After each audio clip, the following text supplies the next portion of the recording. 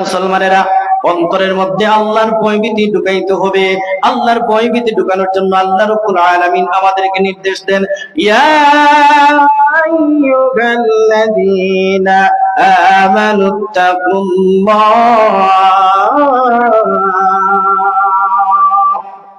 ইয়া আইয়ুহাল্লাযীনা আমানু বলছেন না, ইয়া আইয়ুহান নাস আল্লাহ বলছেন, আমানু বলছেন। কারণ ঈমান আনছো ঠিক, কিন্তু ঈমান আছে কিন্তু অন্তরের মধ্যে আল্লাহর ভয়ভীতি যেভাবে থাকার সেভাবে নাই।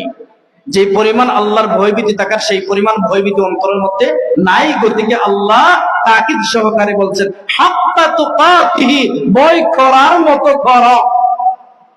যেভাবে আমি আল্লাহকে ভয় করতে হয় সেভাবে ভয় করো। মুফাসসিরিন কেরাম এই আয়াতের তাফসীর করতে গিয়ে একদল মুফাসসিরিন কেরাম বলেন যে এই আয়াতে কারিমা ফাত্তাকুল্লাহ মাস্তাতাতুম দ্বারা রহিত হয়ে গেছে, মানসুখ হয়ে গেছে।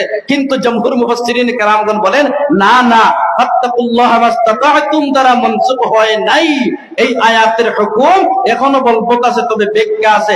এই আয়াতে যে আল্লাহ রাব্বুল আলামিন বলেন হাত্তা তুকাতিহি, যে ভয় করার মতো করো, হক আদায় করে ভয় করো, এর মানে হলো যে গুনার কাজে যাওয়ার আগে আল্লাহকে ভয় করো। আল্লাহর উলুবে শান মান মুআফিক আল্লাহকে ভয় যদি সারা জীবন করেন, এরপরেও আল্লাহকে ভয় করা হবে না।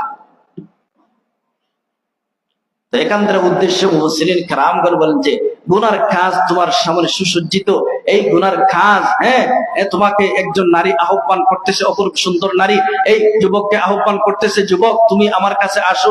এমন সময় যদি যুবক বলে যে আর কেউ দেখুক আর না দেখুক, কেউ তো নাই এখানে, আমার আল্লাহ তো আমাকে দেখতেছেন, সুতরাং আমি আল্লাহকে ভয় করে এই কাজের মধ্যে গেলাম না।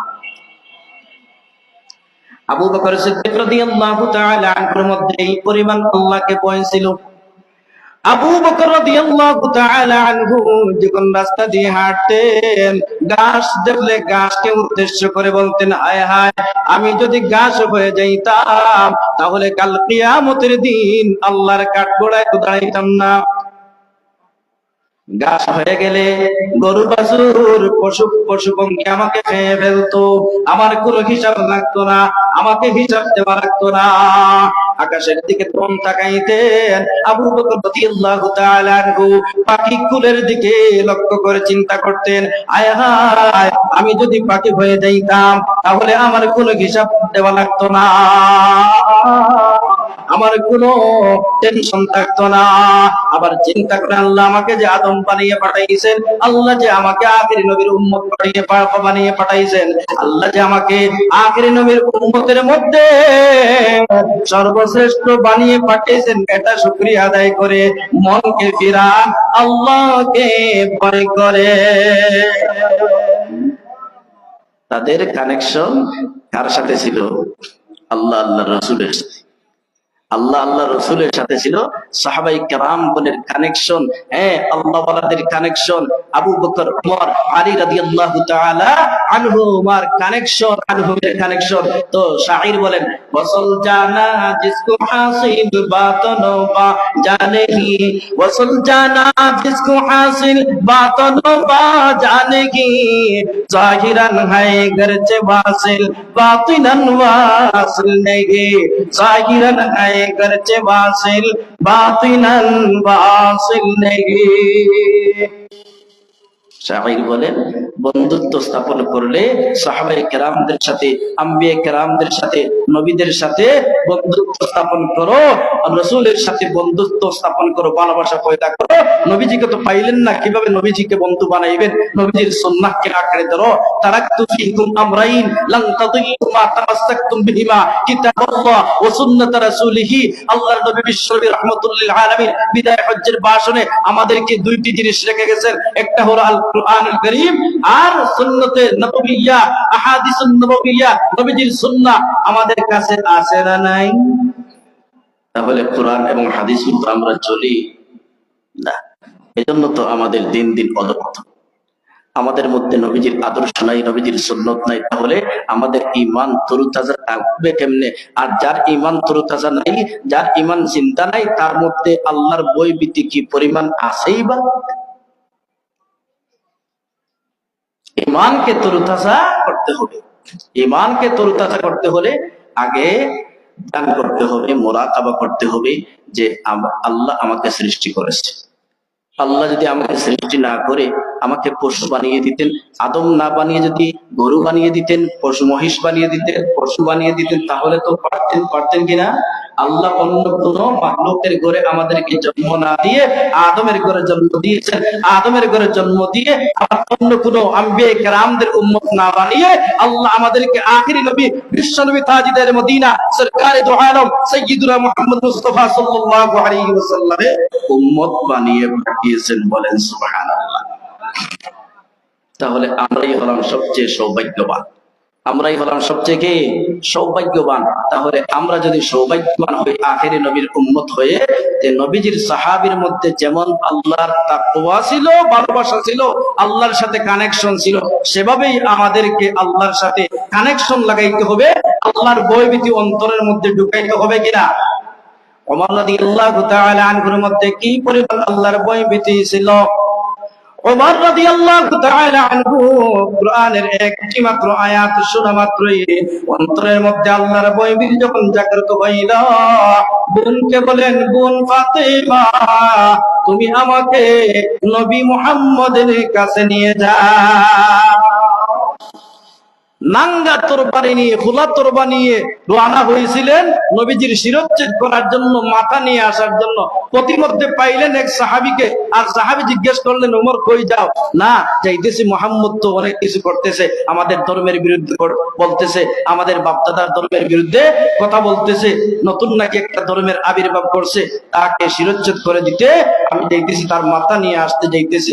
এইবার সাহাবী বলেন, ওমর, আগে তোমার ঘরের খবর নাও, তোমার বোন তো মুহাম্মদের ধর্ম ইসলাম গ্রহণ করে মুসলমান হয়ে গেছে। যেই মাত্র শুনছেন বোনের বাড়ির দিকে রওনা হইছেন, বোনের বাড়ির দিকে রওনা যখন হইছেন, বাড়িতে ওঠার আগেই শুনেন বোনের ঘর থেকে, ফাতেমার ঘর থেকে কুরআনুল কারীমের আওয়াজ আসতেছে। বলেন সুবহানাল্লাহ।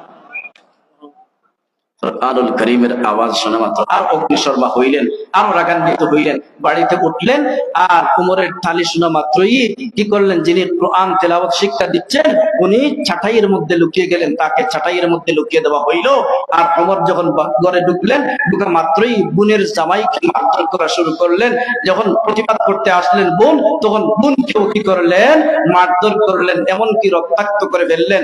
যখন বোনের রক্তের দিকে তাকাইলেন, একটু মায়ার যখন উদ্রেক হইল যে আমি কি করতেছি, আমার বোনকে তো মেরে ফেলতেছি, তখন বোনের দিকে তাকাইয়া বলেন, হে ফাতেমা, কি যে মুহাম্মদের ধর্মের মধ্যে আছে, কি তোমরা তেলাওয়াত করছো, একটু দেও না, আমি দেখি এই তেলাওয়াতের মধ্যে কি আছে, এই কোরআনের মধ্যে কি আছে, এই আয়াতের মধ্যে কি আছে, একটু দেও না। বোন ফাতেমা বলে, হে ওমর ভাই ওমর, তুমি তো নাজাসতের মধ্যে আছো, তুমি নাপাকের মধ্যে আছো, এখনো অন্ধকারের মধ্যে, কুফরিয়তের অন্ধকারের মধ্যে তুমি নাপাকের মধ্যে আছো, সুতরাং তোমার হাতে কোরআনের আয়াত দেওয়া যাবে না।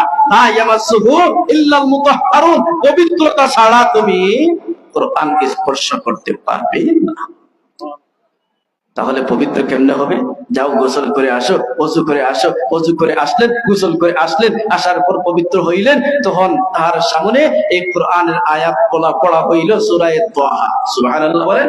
সূরা তাহার এক রুকু যখন পড়া শেষ, ইন্না সাআতা আতিয়াতুন আকাদু ফিহা, এই পর্যন্ত পৌঁছলেন। এইবার ওমর বলেন, বোন ফাতেমা, তুমি আমাকে নিয়ে নবী মুহাম্মদের দরবারে চলে যাও। সুবহানাল্লাহ।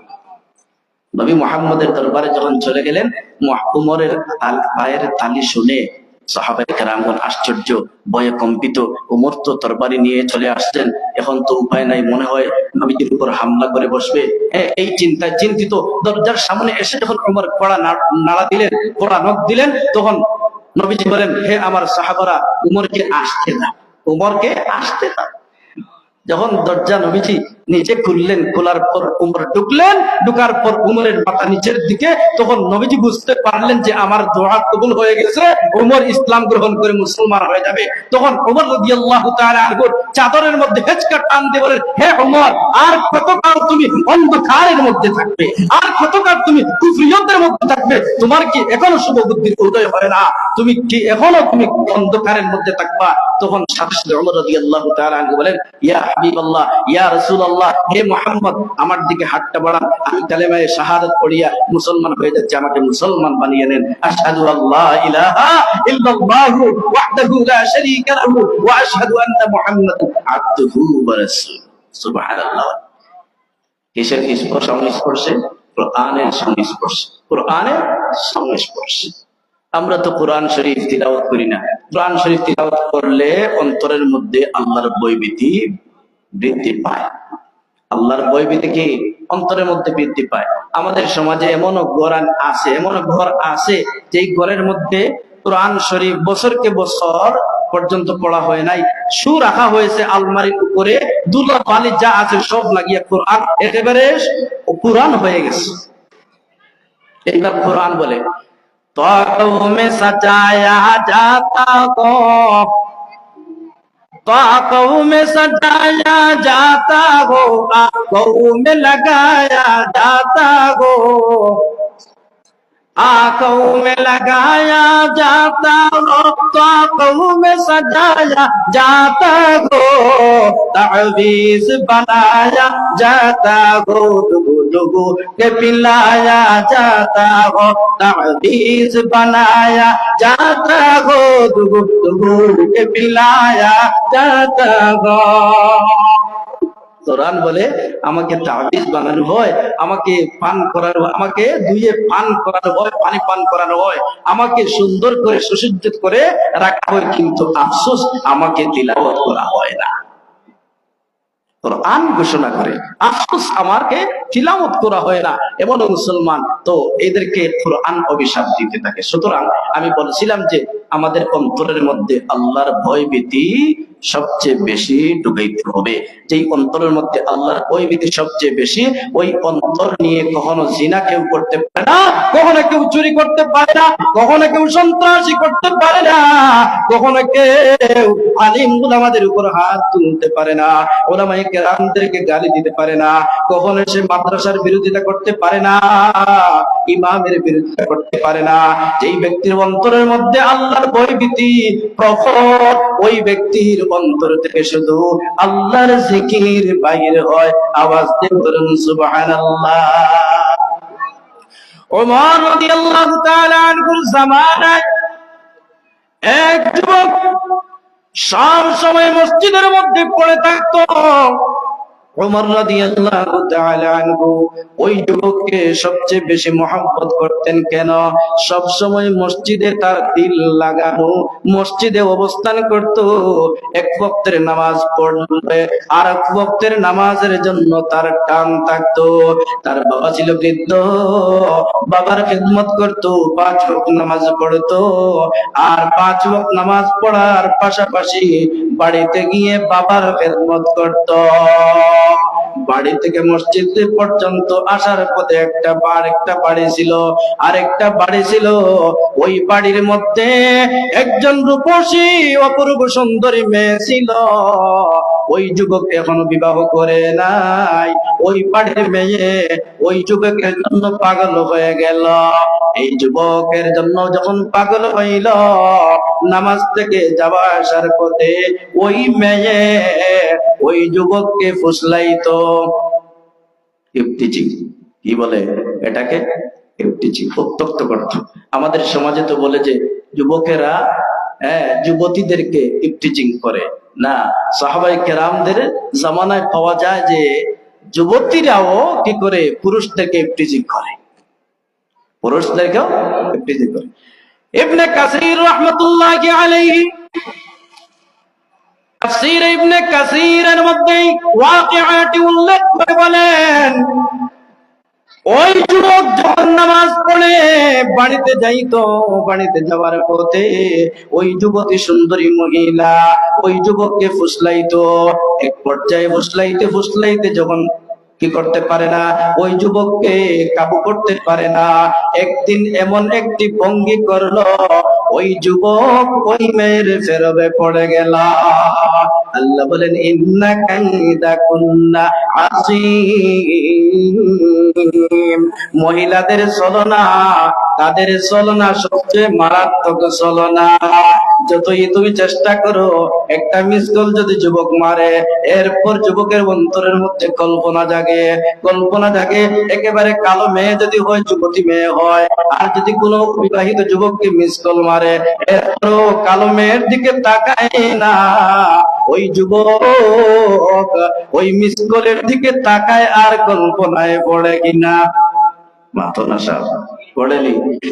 আল্লাহর বান্দা ইবাদত গুজার যুবক ওমর রাদিয়াল্লাহু তাআলা আনহুর শাসন আমলের যুবক, যেই যুবককে ওমর অতি মায়া করতেন, অতি মহব্বত করতেন, ওই যুবক যখন ফেরবে পড়ে গেল, এইবার যুবককে নিয়ে গেল মহিলা খারাপ কাজ করার জন্য।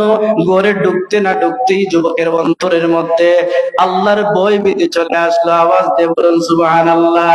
সূরাতুল আরাফের 202 নম্বর আয়াতে আল্লাহ রাব্বুল আলামিন ফরমান, ইন্নাল্লাযীনা তাকাউ, যারা মুত্তাকি তাকওয়ার অধিকারী, তাদের সামনে যদি শয়তানেরা কি করে, গুনার কাজকে সুসজ্জিত করে তাদেরকে গুনার দিকে আকৃষ্ট করতে চায়, ওই তাকওয়ার অধিকারী ব্যক্তির অন্তরের মধ্যে ততক্ষণাৎ আল্লাহর জিকির স্মরণ হয়ে যায়। যুবক আল্লাহর জিকিরে মগ্ন হয়ে গেছে। জিকিরে যখন মগ্ন হইল, আল্লাহর জিকিরে যখন পড়ছে, তখন আল্লাহর রহমতের দরওয়াজায় ঢেউ যখন ফেললো, তখন ওই যুবক অজ্ঞান হয়ে গেল। হুশ সেন্সলেস, একবারে হুশ হারা হয়ে গেল। তো হুশ হারা যখন হইল, সেন্সলেস হইল, যুবতী আর তাকে কাবু করতে পারলো না। তখন সেখানে দেখে ওই যুবতী তার ঘরে গিয়ে গোপনে টুকটুক করে আওয়াজ দিয়ে খুব দ্রুত আবার ঘরে চলে আসলো। আসিয়া তার ফ্যামিলি আসিয়া ওই যুবককে নিল। বাবা জিজ্ঞেস করে, বাবা তুমি এই মহা বিপদ থেকে তুমি কেমনে রেহাই পাইলা, তুমি কি আমল করছো? তখন ওই যুবক যখন হুশ ফিরলো, হুশ ফিরার পর তখন ওই যুবক বলে যে, আমি সূরাতুল আরাফের 202 নং আয়াত তিলাওয়াত করেছিলাম। ওই আয়াতের বরকতে আল্লাহ রাব্বুল আলামিন আমার অন্তরের মধ্যে তার রহমতের দরওয়াজা খুলে দিয়েছেন। শুধু আমি আল্লাহকে দেখি আর কাউকে দেখি না। সুতরাং আমি এই মহা বিপদ থেকে, এই কঠিন মুহূর্ত থেকে, এই গুনার কাজ থেকে আমি নিজেকে রক্ষা করতে পারছি। এই কথা বলে যুবক আবার অজ্ঞান হয়ে গেল, এমনকি সে মারা গেল।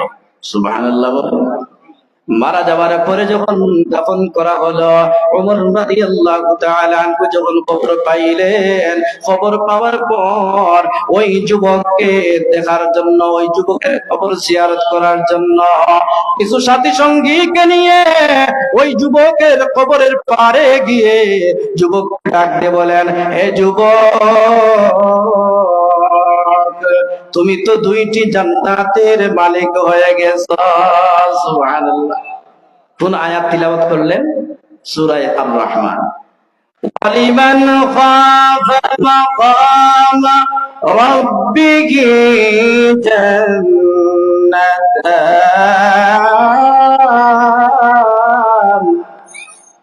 ফাবিআইয়ি আলা'i রাব্বিকুমা তুকাল্লিবান। আল্লাহ রাব্বুল আলামিন ফরমান, যারা আল্লাহর কাছে দণ্ডায়মান হওয়ার ভয় করে, কার কাছে? আল্লাহর কাছে আমাদেরকে দাঁড়াইতে হবে কিনা? কিয়ামতের দিন আল্লাহর কাঠগড়ায় আমাদেরকে দাঁড়াইতে হবে। আউয়ালু মা ইউহাসাবু বিহিল আবদু ইয়াউমাল কিয়ামাতিস সালাহ, সর্বপ্রথম হিসাব দিতে হবে নামাজের। তাহলে দাঁড়াইতে হবে কিনা? এইবার আল্লাহ বলেন, ওয়ালিমান খাফা মাকামা রাব্বিহি জান্নাতান। ওমর রাদিয়াল্লাহু তাআলা আনহু এই আয়াত তিলাওয়াত করে যুবককে ডাক দিলেন। যুবক কবর থেকে বলে, লাওয়াতা আফনা। সুবহানাল্লাহ। যুবক বলে, ওমর খলিফাতুল মুসলিমিন, আমি আল্লাহর কথার বাস্তবায়ন খবরে পেয়েছি, আমি 2টা নয় 4টি, এমনকি 4টি জান্নাতের মালিক হয়ে গেছি। বলেন সুবহানাল্লাহ। আওয়াজ দিয়ে বলেন সুবহানাল্লাহ। তাহলে গুনার কাছ থেকে নিজেকে রক্ষা করে, আল্লাহর ভয়ভীতি অর্জন করে নিজেকে রক্ষা করে আল্লাহর স্মরণে যদি গুনার কাছ থেকে বাঁচতে পারেন, তাহলে কবর জগৎ পরিষ্কার কিনা? পরিষ্কার। এই যুবক আল্লাহ এই যে নেয়ামত পাইলো, আল্লাহ বলছেন যে আমার ভয়ে যারা গুনাহ করে না, আমার ভয় বলতে কাল কিয়ামতের দিন আমার কাঠগড়ায় দাঁড়াইতে হবে, এই ভয়টুকু যদি সবার অন্তরে থাকে, তাহলে ওই ব্যক্তি কখনো গুনাহ করতে পারে না। সুদ খাইতে পারে না, ঘুষ খাইতে পারে না, সন্ত্রাসী করতে পারে না, ওলামায়ে কেরামদের উপর আক্রমণ করতে পারে না, ইমামের বিরোধিতা করতে পারে না, ইমামের সমালোচনা করতে পারে না, মুয়াজ্জিনের সমালোচনা করতে পারে না, সমাজের ন্যায় নীতির বিরুদ্ধে যাইতে পারে না। সুতরাং ইমানদার মুসলমানেরা, আমাদের অন্তরের মধ্যে আল্লাহর ভয় ভীতির কমতি আছে না নাই? আসেনি? কমতি আছে। তাহলে আল্লাহর ভয় ভীতি অন্তরের মধ্যে বেশি বাড়াইতে হবে, আল্লাহর ধ্যানে মগ্ন হইতে। আল্লাহর ধ্যানে মগ্ন হইতে হলে আল্লাহর জিকির আজকারের মধ্যে মশগুল হইতে হবে। 5 ওয়াক্ত নামাজ পড়তে হবে। 5 ওয়াক্তের নামাজের পাশাপাশি আমাদেরকে গভীর রাত্রে উঠিয়া তাহাজ্জুদের সময় কমপক্ষে আধা ঘন্টা 2 রাকাত নামাজ পড়িয়া আর জিকির করতে হবে। আল্লাহর ধ্যানে মশগুল হতে হবে। আল্লাহর ধ্যানে যদি মশগুল হয়ে জিকির করি, লা ইলাহা, পড়ুন, লা ইলাহা, লা ইলাহা, লা ইলাহা, এইভাবে জিকির করলে করতে করতে যখন অন্তরের মধ্যে জর্বে পড়বে, কলবের মধ্যে জর্বে পড়বে, ওই কলবটা পরিষ্কার পরিচ্ছন্ন হয়ে যাবে। ওই কলবটা যখন পরিষ্কার পরিচ্ছন্ন হয়ে যাবে, তখন তোমার অন্তরের মধ্যে আল্লাহর নূর পয়দা হবে। বলেন সুবহানাল্লাহ। পর্দায়ে হাসতি अगर सूजी बना रे ला इला, पर्दाए हस्ती अगर सूजी बना रे ला इला, आज़बाबे पर्दा बिनी नूर इल्लल्लाह गरा, आज़बाबे पर्दा बिनी नूर इल्लल्लाह गरा, जंग दिलाज सैकलेला पाके खून, सीना बाती है मोहब्बत जागे कौन, सीना बाती है मोहब्बत जागे कौन, तीर लादर कत्ल गैरे हक बरांद, तीर लादर कत्ल गैरे हक बरांद, दरनगर आखिर के बाद लाजमांद, दरनगर आखिर के बाद लाजमांद, मंदे इल्लल्लाहु बाकी जुमला रात, मंदे इल्लल्लाहु बाकी जुमला रात, मरहबाए इश्क़ शिरकत सुज़रा, मरहबाए इश्क़ शिरकत सुज़रा। এইভাবে লা এর দ্বারা তখন মহব্বতের অন্তর থেকে যত কিছু আসর আছে সবকিছু সবকিছু কি